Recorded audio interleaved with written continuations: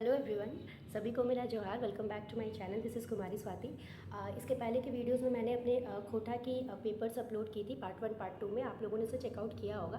तो काफ़ी सारे लोग मुझसे पूछ रहे थे कि मैडम खोटा के पेपर में कितने मार्क्स के लिए आपको कितने पेजेस लिखने हैं। तो देखिए, खोटा का जो पेपर है, लैंग्वेज पेपर, वो बेसिकली दो पार्ट्स में डिवाइडेड है, भाग क और भाग ख। क में आपको 7 मार्क्स ईच के 5 क्वेश्चंस लिखने हैं जो कि शॉर्ट क्वेश्चंस हैं। फिर 10 मार्क्स के 4 क्वेश्चन। सिमिलर गोज़ टू भाग ख। आपको 7 मार्क्स ईच के 5 क्वेश्चन शॉर्ट में लिखने हैं और देन 10 मार्क्स के आपको 40 मार्क्स के आपको 4 क्वेश्चन। तो 75 में 2 सेक्शंस डिवाइडेड है। ऑप्शंस आपके पास रहते हैं, आपको जो सूटेबल क्वेश्चन लगे आप उसे अटेम्प्ट करिए। तो अब कितना लिखें हम लोग शॉर्ट क्वेश्चंस में। तो देखिए, खोटा का जो पेपर है ना, वो काफ़ी आप कंपैरेटिवली चेक करोगे अदर जीएस पेपर के मुकाबले, तो लैंग्वेज पेपर में आपको ज़्यादा क्वेश्चंस लिखने होते हैं। तो आपको और समय तो आपको उतना ही मिलेगा, 3 घंटे।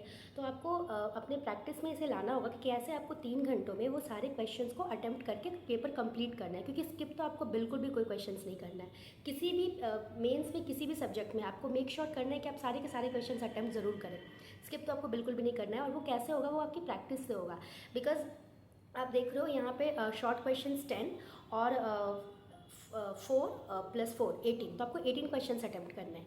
अब वो 3 घंटे में करना है। तो जैसे शॉर्ट क्वेश्चंस अगर मैं आपको कहूँ, तो अगर A4 साइज़ की एक पेपर है तो मैं एक साइड उसे लिख के नेक्स्ट साइड में 1/3 लिख पाती थी। और हमेशा मतलब ये मेक श्योर करिए ना कि आप लोग जब कोई क्वेश्चन लिखें तो आपके ना पेपर में यूनिफॉर्मिटी ज़रूर मेंटेन रहनी चाहिए। ऐसा नहीं होना चाहिए कि आपने एक क्वेश्चन 2 पेजेस का लिख दिया बिकॉज वो क्वेश्चन आपको ज़्यादा आ रहा है। सेम मार्क्स के दूसरे क्वेश्चन आप लोगों ने हाफ पेजेस लिखे।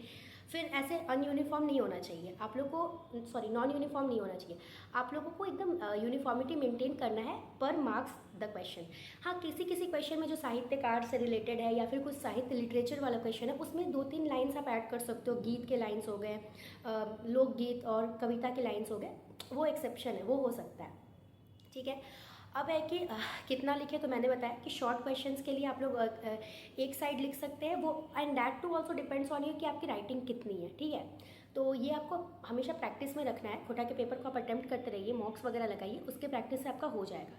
फिर अगर 10 मार्क्स का जो क्वेश्चन है वो कैसे लिखे, तो देखिए अगर 7 मार्क्स के लिए आप लोग 100 to 150 मैक्स आप सोच के रखिए कि 100 से 150 वर्ड्स तक मैक्स आपको लिखना है। ठीक है। वही अगर 10 मार्क्स के लिए हो जाता है तो आप उसे 200 से 250 वर्ड्स तक आप लोग करके कंप्लीट करिए। देखिए, बहुत बार लगता है कि नहीं मुझे ये भी लिखना है वो भी लिखना है, बट अल्टीमेटली आपको पेपर कंप्लीट करना है 3 घंटे में। तो हमेशा आप लोग मेक श्योर करिए, वो आपकी प्रैक्टिस से हो जाएगा। जब आप प्रैक्टिस करेंगे ना, तो आपके प्रैक्टिस से वो चीज़ हो जाएगा कि आपको कैसे, मतलब कि 3 घंटे में सारे 18 क्वेश्चंस आपको कंप्लीट करने हैं। ठीक है। ठीक है, ये रहा। आप मॉक्स लगाओगे ना तो ये आपकी प्रैक्टिस में आ जाएगा कि कैसे आपको 18 क्वेश्चंस 3 घंटे में, वो सारे शॉर्ट क्वेश्चंस और फिर 10 मार्क्स के आपको सारे क्वेश्चंस कंप्लीट कर के पेपर कंप्लीट कर देना है। ठीक है। अब है कि जो भाग ख है उसमें एक निबंध भी आता है। तो आपको निबंध के लिए भी आपको अलग समय चाहिए। देखिए, ऑनेस्टली पर्सनली मैंने तो निबंध नहीं लिखा था भाग ख में, क्योंकि मुझे लगा कि निबंध अगर मैं लिखूंगी तो सिमिलर मार्क्स के मुझे दूसरे क्वेश्चंस भी मैं अटेम्प्ट कर सकती हूँ और वो क्वेश्चंस में फिर मेरा पेपर टाइमली सॉर्टेडली कंप्लीट हो जाएगा। तो मैं निबंध के सेक्शन में नहीं गई थी। बट ऐसा नहीं है, कुछ लोगों की प्रैक्टिस में हो सकता है तो वो लोग निबंध करके भी कंप्लीट कर सकते हैं। तो वो आप लोग के मतलब विल पे है, आप लोग को जैसे सूटेबल लग रहा है, आप लोग को जो सेक्शन सबसे ज़्यादा स्कोरिंग लग रहा है जिसमें आप बेस्ट कर सकते हो, वो आप लोग अटेम्प्ट करो और पेपर आप लोग कंप्लीट करो। एक कमेंट था कि खोटा समझ और बोल तो लेता हूँ पर पढ़ने के वक्त याद नहीं होता है। तो देखिए, ये कोई बहुत बड़ी बात नहीं है। आप लोगों ने जब हिंदी पढ़ी होगी ना, तो बचपन में हमें भी हिंदी के जो भी ग्रामेटिकल रूल्स और नियम हैं वो हमें नहीं याद होते थे, हम लोग उसे पढ़ते थे। तो अगर आपकी आम बोल चाल की भाषा में खोटा अगर आप लोग यूज़ कर रहे हैं तो आप लोग देखोगे कि जो आप लोग बोल रहे हैं वही ग्रामर है खोटा का। एक दो बार बस आप लोग को वो जितने भी रूल्स हैं, कोई भी आप लोग के पास नोट्स है, उससे आप लोग नियम रूल पढ़ लीजिए और उसके बाद आपका हो जाएगा। हाँ, साहित्य सेक्शन में जो कि लोकगीत है, गीत अगर आपको याद नहीं हो रहा है तो देखिए इसका एक ही उपाय है। अगर आपको बॉलीवुड के कोई सॉन्ग्स अच्छे लगते हैं तो आप लोग क्या करते हो, उसे 2-3 बार सुनते हो ना और उसे गुनगुनाने की कोशिश करते हो, गीत बना के उसे याद करते हो, इन्जॉय करते हो बेसिकली। तो फिर आपको वो खुद आपके जहन में बैठ जाता है वो सॉन्ग। सिमिलरली खोटा में भी अगर आपको लग रहा है कि पानुरी जी के किसी कविता का कुछ है चाहे कोई लोकगीत है, विवाह के लोक संस्कार गीत जो होते हैं, तो उसे आप लोग गाने की प्रैक्टिस में लाइए, उसे आप लोग समझने की प्रैक्टिस में लाइए, तो आप लोग का हो जाएगा। ठीक है, मैंने तो ऐसे ही किया था, मेरे लिए भी मतलब मैं समझ लेती हूँ, बोल लेती हूँ, बट ठीक है, लिटरेचर तो हर किसी के लिए नया ही होता है। ठीक है। हाँ, एक और कमेंट कमेंट था कि आपका मीडियम क्या था सारे पेपर्स के लिए। तो देखिए, मेरा मीडियम इंग्लिश था सारे जीएस पेपर्स के लिए। लैंग्वेज पेपर में मेरा खोटा था, और बाकी सारे लैंग्वेज पेपर जीएस पेपर मैंने इंग्लिश मीडियम में दिया था। फिर और अगर बात की जाए कि खोटा के पेपर में मैक्सिमम अटेम्प्ट कैसे करें, तो देखिए, जो आपका लिटरेचर सेक्शन है ना, वो आपका सबसे स्कोरिंग पार्ट हो सकता है। अगर आप उसमें अच्छे से गीत वगैरह, लोकगीत और कविताएं की जो पंक्तियाँ होती है वो अच्छे से आप याद कर लो। एग्जाम्पल्स आप ग्रामर में बहुत अच्छे से मतलब हर चीज़ में आप एग्जाम्पल्स दो। परिभाषा लिखने से ज़्यादा आप एग्जाम्पल्स अगर आंसर को कोरिलेट करो, जैसे सर्वनाम कहीं है तो राम घर जा रहल है, ओकर घर हियाँ लगो। ठीक है, तो ये सब जो कोटेशंस मतलब ओकर आ रहा है ना, तो आप इसे मतलब सिग्निफाई कर सकते हो कि यहाँ से ये सर्वनाम ईटा ईटा सर्वनाम है, तो आप ऐसे कर सकते हो।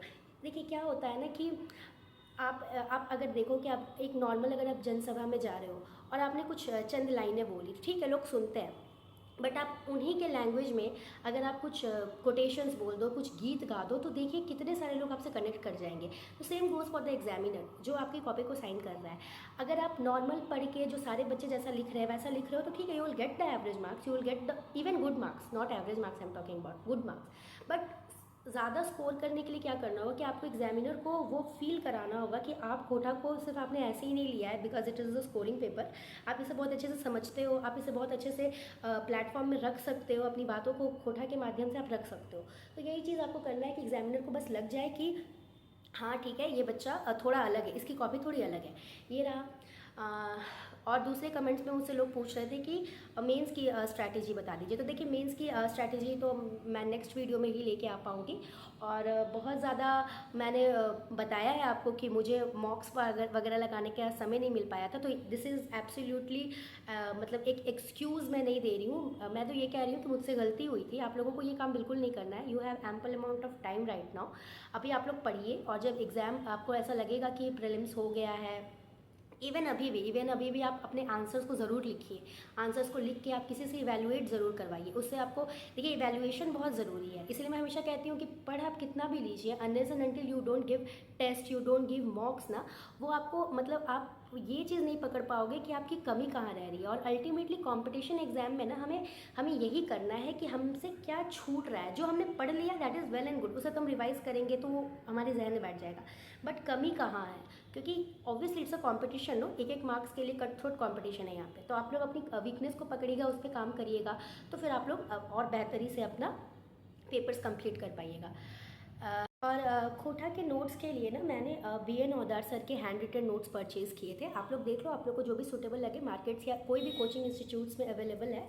दिनेश दीनमणि सर जी की भी है, BN औदार सर जी की भी है, या फिर आप लोग देख लो, आप लोग को जो भी सूटेबल लगेगा। तो मेरा बस यही कहना है कि आप लोग अपना मटेरियल अपने पास रखो, उसे पढ़ो, और अगर कि कोई चीज़ समझ नहीं आती है तो किसी भी मतलब बहुत सारे प्लेटफॉर्म्स हैं जो गाइड कर सकते हैं आपको, यूट्यूब पे या फिर ऑफलाइन टीचर्स हैं, आप लोग उनसे गाइडेंस ले सकते हो। आप समझिए और मतलब प्रैक्टिस करिए। उसके बाद आप पेपर को लिख के कंप्लीट करने की सबसे ज़्यादा प्रैक्टिस करिए 3 घंटे में, बिकॉज खोटा के लिए सबसे ज़्यादा प्रॉब्लमेटिक पार्ट यही हो जाता है। लैंग्वेज पेपर के लिए I would say, not only for खोटा, लैंग्वेज पेपर के लिए सबसे ज़्यादा प्रॉब्लमेटिक पार्ट है कि आपको 3 घंटे में पूरा पेपर कंप्लीट करना है। तो ये आपके प्रैक्टिस में ज़रूर होना चाहिए। तो ये रहा, कुछ कमेंट्स थे, तो मैं सोची कि आप लोगों से कुछ बातें कर ली जाए। और मेंस के लिए स्ट्रैटेजी वीडियो मैं नेक्स्ट वीडियो में देखती हूँ, लेके आती हूँ। टिल देन आप लोग पढ़ते रहिए। JPSC की नोटिफिकेशन आपको मैंने बताया था कि आपको एंड ऑफ द ईयर में देखने को मिल जाएगी। और हाँ, कुछ मुझसे ये भी पूछ रहे थे कि आप अपना नोट्स अपलोड कर सकती हो क्या। तो देखिए, मैंने बताया है कि मैंने अपनी नोट्स खुद से ही बनाई थी। ऐसा कुछ परचेज़ मैंने किया नहीं था कहीं से, या फिर कहीं से कुछ वैसा लिया नहीं था। और बहुत again I would say this is an excuse, but बहुत ज़्यादा समय मुझे प्रॉपर नोट्स बनाने का नहीं मिल पाया था। तो फिर भी मैं अपने लेवल से आप लोगों को कोशिश करूँगी। You guys please let me know in the comment section what else do you need, किस टॉपिक के बारे में। और अगर इंग्लिश, हाँ, एक और कमेंट था कि इंग्लिश के लिए आपको सबसे बेस्ट नोट्स कौन सा लगे। तो देखिए, मैंने तो बताया कि मैंने नहीं खरीदा था, बट हाँ, कुछ बच्चों के मैंने फीडबैक्स देखे थे अपने इंटरव्यूज़ के टाइम में। उन्होंने बताया था कि इंग्लिश के लिए आप कैटलिस्ट के नोट्स को चेकआउट कर सकते हो। तो it is absolutely up to you. देखिए, अगर आप नोट्स भी लेते हो ना, तो सेल्फ तो आपको करना ही है। What ever notes you get from the market और उसे जाके सोलली उतार देना ऐसे ही कॉपी में, वो आपको बिल्कुल ही एक एवरेज आंसर हो जाएगा, क्योंकि आपको उसमें अल्टीमेटली अपने स्तर से डेटा डालना ही पड़ेगा। आप करंट रिलेटेड कुछ डाल रहे हो तो वही इम्पैक्ट आपके आंसर में करेगा। तो just getting the notes will help you in outlining your answers, कि कैसे आपको एक मतलब स्ट्रक्चर तैयार करना है, बट आपको मेहनत तो तब भी करनी है। तो हमेशा मेक श्योर करिए कि कुछ भी आपको मिलता है मटेरियल, तो आप अपने लेवल से उसमें क्या इन्हांसमेंट कर सकते हो वो ज़रूर आप लोग आंसर्स में करिए। बहुत सारे साइट्स है, बहुत सारी इंस्टीट्यूट्स है जो आपको किसी भी एक टॉपिक के लिए मल्टीपल थोड़ा सा आंसर्स देगी। आप उसे देखो, समझो, फिर आपको लगे ऐसा कि हाँ चलो मतलब कि ये भी ऐड कर सकते हैं, चाहे फिर ये डेटा है, इस डाटा पर कैसे डालना है। ऐसा भी नहीं कि आप सब कुछ ऐसे कुछ भी डाल दे रहे हो। एक एक आपके आंसर्स में भी एक स्ट्रक्चर होना चाहिए। इंट्रोडक्शन है, क्या पूछा गया है उसे आप एड्रेस कर रहे हो, उसके बाद आपको डेटा कहाँ डालना है वो आपको प्रैक्टिस से होगा, वो आपको प्रैक्टिस से पता चलेगा कि डेटा हर जगह कहीं भी आप नहीं डाल सकते हो। वो एक प्रॉपर मतलब कि वो सिर्फ आप लिखते जाओगे ना तो आपको समझ में आ जाएगा। ये सारी रही कुछ बातें। Till then take care of yourself guys, और do let me know in the comment section what else do you want. मैं देखती हूँ। Till then take care, bye bye.